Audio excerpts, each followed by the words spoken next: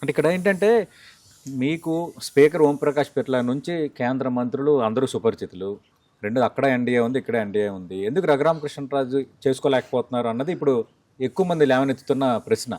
అంటే ఇక్కడ కూటమి ఉంది కాబట్టి కొందరు సేవ్ అవుతున్నారా, లేదంటే బీజేపీ సపోర్ట్ ఉందా, లేదంటే జనసేన సపోర్ట్ ఉందా, ఎట్లా ఎందుకు నేను కామెంట్ చేయలేను. ఎందుకంటే కేసు అతని విషయంలో కొనసాగుతోంది అనేది నిజం. అది నాకు ఆశ్చర్యమే. రైట్. మరి ఎన్నాళ్ళు కొనసాగుతుంది అనేది చూడాలి. ఎక్కువ రోజులు కొనసాగదు అనేది నా ఆప్టిమిజం. ఓకే. అంటే మీరు యాజ్ ఏ డిప్యూటీ స్పీకర్గా మీరు దర్యాప్తు సంస్థలుగా ఏమవుతుందంటే అసలు అంటే రైట్ కదా, కాన్స్టిట్యూషన్ రైట్.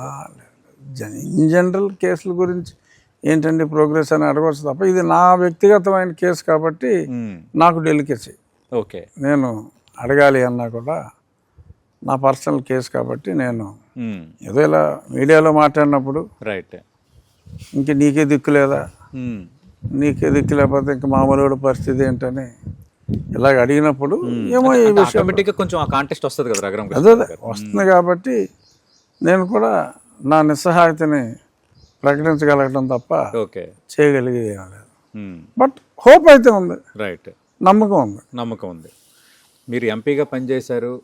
ఎంపీగా అయిన ఫస్ట్ టైమే ఒక లీడింగ్ పార్లమెంటరీ కమిటీకి చైర్మన్ కూడా మీరు అయ్యారు. ఇప్పుడు ఇక్కడ డిప్యూటీ స్పీకర్, ఇక్కడ కూడా ఒక రాజ్యాంగబద్ధమైన పదవిలో ఉన్నారు.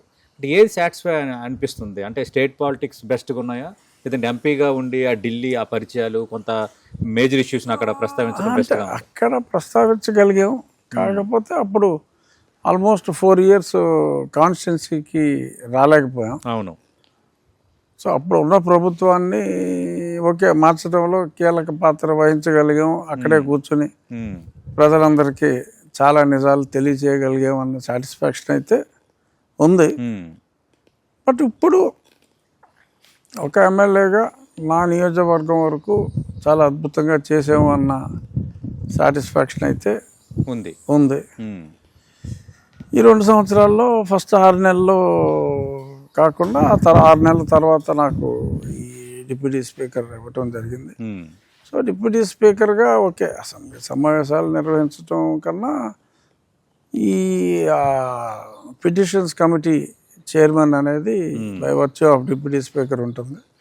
సో అందులో చాలా మీటింగులు పెట్టి చాలా ప్రజా సమస్యల్ని ప్రభుత్వం దృష్టికి తీసుకెళ్ళగలిగాం, కొన్నిటికి పరిష్కారం కూడా చేయగలిగాం అన్న సాటిస్ఫాక్షన్ ఉంది ఓకే. ఇక్కడ కూడా.